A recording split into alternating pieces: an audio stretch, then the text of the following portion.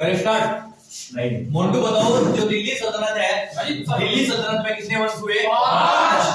पहला वंश कौन सा? वंश। दूसरा खिलजी वंश। तीसरा तुगलक वंश। चौथा सैयद वंश। पांचवा लोधी वंश। सबसे ताकतवर वंश कौन सा हुआ? खिलजी वंश।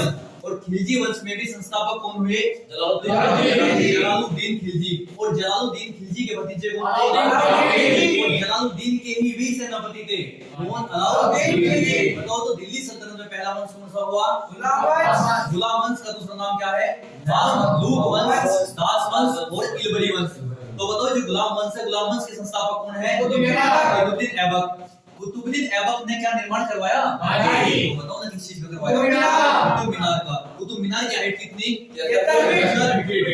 कुतुबुद्दीन ऐबक जो है उसके सेनापति का नाम क्या था? इल्तुतमिश। और इल्तुतमिश ने किसकी पुत्री से निकाह कर लिया था? ऐबक की। तो बताओ इल्तुतमिश की पुत्री का नाम क्या है? सुल्तानों की सुल्तान कौन है? रजिया सुल्तान। रजिया सुल्तान गद्दी पर कब आई?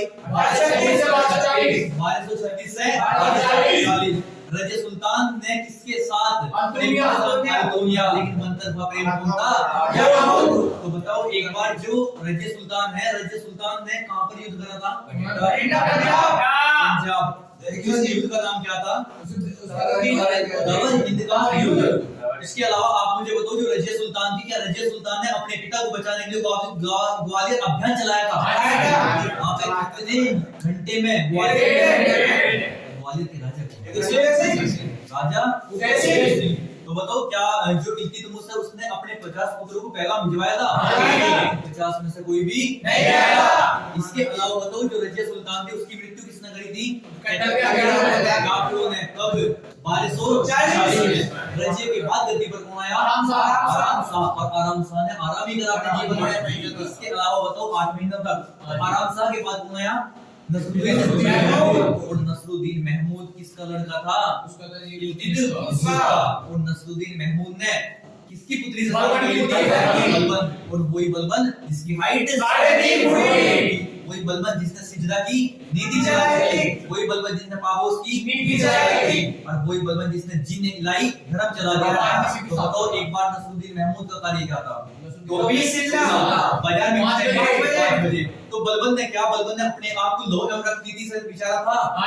क्या बलबन को उठा सकता?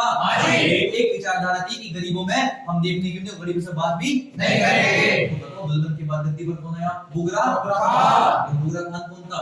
लेकिन बलबन का जो पुत्र हुआ बुगरा खान एक नंबर का नीच इंसान था। उसके बाद गद्दी पर कौन आया? क्यूमर्स के बाद तो बताओ केकुबाद की हत्या किसने करी? क्यूमर्स। ठीक है। इसके अलावा बताओ फिर खिलजी वंश आया था। लेकिन महान सम्राट कौन है? अलाउद्दीन। तो अलाउद्दीन ने चित्तौड़ पर आक्रमण करा था। रावल राजा रतन सिंह को हराया था। लेकिन इसके अलावा राजा रावल रतन सिंह के पिता राजा सुमेर सिंह नाम से थे। सुमेर सिंह कहां के शासक थे? मेवाड़ में क्यों गए थे? जब दिल्ली से गुजरात में जा रहे थे तो वहां पे टैक्स लिया गया था मेवाड़ के राजा सुमेर सिंह द्वारा, रावल रतन सिंह के पिता द्वारा। तो क्या मलिक काफूर ने मेवाड़ के राजा को मारा था? उनकी मृत्यु हो गई थी। तो पिता और पुत्र की मृत्यु किसने करी? अलाउद्दीन ने। पिता कौन?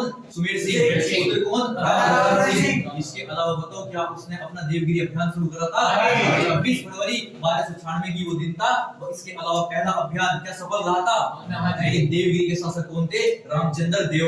लेकिन उनकी वाइफ का क्या नाम था? देविका रानी। देवल रानी के नाम से मशहूर है। और देवल रानी को मलिक काफूर ने अपने कब्जे में ले लिया था और उससे किसकी शादी करवा दी थी? अलाउद्दीन खिलजी की। तो बताओ सेकंड देवगिरी अभियान कब हुआ? 1307 में। तीसरा में। इसके अलावा आप मुझे बताओ क्या जो अलाउद्दीन था, अलाउद्दीन के बाद गद्दी पर कौन आया? मलिक काफूर। और जो मलिक काफूर है, मलिक काफूर गद्दी पर कितने दिन रहा था? क्या मलिक काफूर एक ट्रांसजेंडर था? मलिक काफूर को 1000 रुपए में खरीदा था? मलिक काफूर का 1000 दिनारी नाम था? मलिक काफूर ऐसे नहीं करना। तो मलिक काफूर के बाद गद्दी पर कौन आया? लड़का कौन? बताओ जल्दी बोले। इसके अलावा आप मुझे बताओ जो उत्तर प्रदेश का क्षेत्रफल कितना?